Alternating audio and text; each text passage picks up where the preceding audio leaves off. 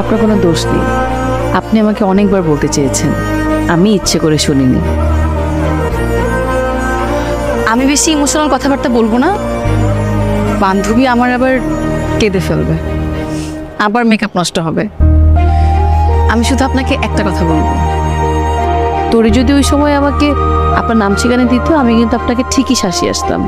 তখন তো প্রেমিক ছিলেন, এখন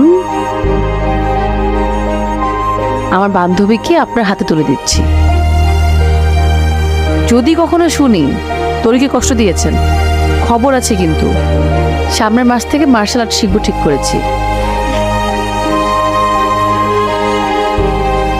I love you so much. এভাবে বলিস না, বেচারা কষ্ট পাবে।